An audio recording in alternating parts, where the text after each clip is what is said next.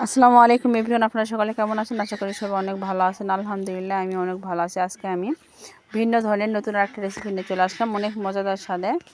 দেখবেন এভাবে আপনারা মাছ মাংস রেখে এভাবে যদি ভর্তা একবার বানিয়ে নেন, অনেকটা মজাদার রেসিপি এটা।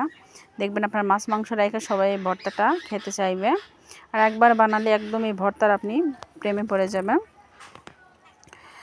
একদম সিম্পলভাবে ভর্তা রেসিপিটা আমি আপনাদের সঙ্গে শেয়ার করব। চলুন পুরো ভিডিওটা দেখবেন, স্কিপ করবেন না। এখন তো ধরেন আলুর সিজন, আলু পাতা দিয়ে আমি এই মজাদার রেসিপিটা রান্না করব। এখানে আমি আলু পাতা নিয়েছি, ধনা পাতা নিয়েছি, আর কাঁচা মরিচ, রসুন, পেঁয়াজ নিয়েছি। দেখবেন সামান্য কিছু উপকরণ দিয়ে অনেক মজাদার সাথে রেসিপিটা বানাবো। আর কিছু গুঁড়া মাছ নিয়েছি, এগুলো হচ্ছে আমাদের পুকুরের একদম গুঁড়া মাছ, যেগুলোকে বলা হচ্ছে ডারকা মাছ। আপনারা কী বলেন সেটা প্লিজ কমেন্টে বলে যাবেন। এই মাছগুলো দিয়ে আমি আজকে ভর্তাটা রান্না করব। প্রথমে আমি পাতিলে একটা কড়াই বসাই দিলাম।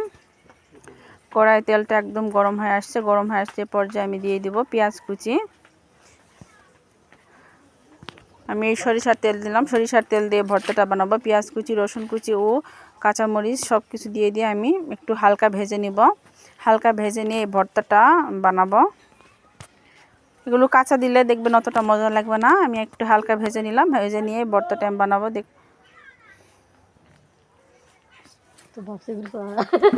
পেঁয়াজ, রসুন, কাঁচামরিচ হালকা ভাজা হয়ে গেছে। এ পর্যায়ে আমি এখন দিয়ে দেব আলু পাতা। এটাকে আমাদের গ্রামের অঞ্চলে বলা হয় আলু শাক। এই সিজনে এইসব শাকের ভর্তা বানানো হয়, অনেক মজা লাগে। এখানে আলু পাতাও দিয়ে দিলাম, ধনিয়া পাতা দিয়ে আমি সামান্য একটু পানি দিয়ে দেব, এই শাকটা যেন সুন্দরভাবে সেদ্ধ হয়। আর দিয়ে দিব সামান্য একটু স্বাদ মতো লবণ আর হলুদ, আর কিছু দেব না। দিয়ে আমি সব রকম মশলাগুলো সুন্দর করে নাড়াচাড়া দিব, নাড়াচাড়া দিয়ে ঢেকে দিব। আপনারা তো অনেকভাবে অনেক রকম ভর্তা করেছেন, এভাবে একবার হলো ট্রাই করে দেখবেন, অনেক মজাদার স্বাদে। আর দিয়ে দিলাম এই গুঁড়া মাছগুলো। এখানে ডারকা, চিংড়ি সব রকম গুঁড়া মাছ আছে। আর দিব হলুদ আর স্বাদ মতো লবণ। বাস আর কিছু দিব না, শুধু এটুকু দিয়েই এই রেসিপিটা হয়ে যাবে। অনেক সিম্পলভাবে কিন্তু অনেক মজাদার স্বাদে। আমার ভিডিওটি আপনারা যারা দেখতেছেন তারা প্লিজ একটা লাইক কমেন্ট করবেন। আর এই রেসিপিটা আপনাদের কার কার কাছে অনেক পরিচিত, বিশেষ করে গ্রামের মানুষরা দেখবেন এরকম রেসিপি তো এই সিজনে, আলুর সিজনে এরকম রেসিপি একবার হলেও করে খায়। আমাদের কাছে তো অনেক একটা জনপ্রিয় রেসিপি এটা। আমি অনেক মজাদার স্বাদে অনেক আমাদের কাছে একটা প্রিয় খাবার দেখে আমি আপনাদের কাছে এটা শেয়ার করলাম। আপনারা একবার হলে যারা খেয়েছেন তো তারা তো জানেনই কতটা মজা, আর যারা খাইছেন না তারা প্লিজ একবার হলো ট্রাই করে দেখবেন।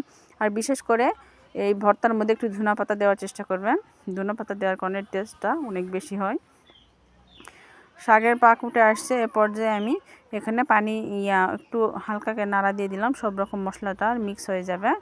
আর ঢেকে দিয়ে একটু পরে নাড়া দিয়ে দিব। আমার ভিডিওটি যারা আপনারা ইউটিউব চ্যানেল থেকে দেখতেছেন তারা প্লিজ একটা সাবস্ক্রাইব করবেন, আর ফেসবুক থেকে দেখলে একটা ফলো দিয়ে দিবেন। আর সাবস্ক্রাইব আর ফলো দুটাই যারা দিয়েছেন তাদেরকে অসংখ্য ধন্যবাদ। এই যে দেখুন শাকটা আমার নাড়া দিতে দিতে পুরো শাকটার পানি একদম শুকায় আসছে। আমি আরও 3-4 মিনিট এটা নাড়া দিব, একদম তেল উঠে আসবে, শাকটার পানি শুকিয়ে যাবে। এ পর্যায়ে আমি এটা নামিয়ে নিব। নামিয়ে নিয়ে এটা আপনারা হাতেও ভর্তা করে নিতে পারেন বা পিষনিতেও ভর্তা করে নিতে পারেন। আমি আজকে শিলপাটায় এটা বেটে নিব। শিলপাটায় ভর্তা রেসিপিটা আমি করে নিব। আপনারা এইভাবে একবার হলো ট্রাই করে দেখবেন, অনেক মজা লাগবে। এই যে দেখুন আমি ভর্তাগুলো সব নামিয়ে নিয়েছি, আর এখানে আমি শিলপাটা একটা পরিষ্কার করে নিয়েছি, এখানে আমি বেটে নিব। গরম ভাতের সাথে এই ভর্তাটা অনেক মজা লাগে। এই যে দেখুন আমার ভর্তাগুলো সুন্দর করে বাটা হয়ে গেছে। আপনারা এমনি শাকের মতন করেও রান্না করে খেতে পারেন, কিন্তু শাকের চেয়ে ভর্তাটা করলে ভর্তাটাই বেশি টেস্ট আসে।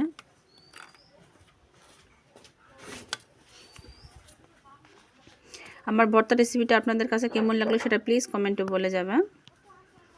আর আপনাদের কোন কোন অঞ্চলে এরকম আলুর শাকের ভর্তা খায় সেটাও বলে যাবেন। আমার ভিডিওটা ভালো লাগে থাকলে একটা লাইক কমেন্ট করবেন। আল্লাহ হাফেজ।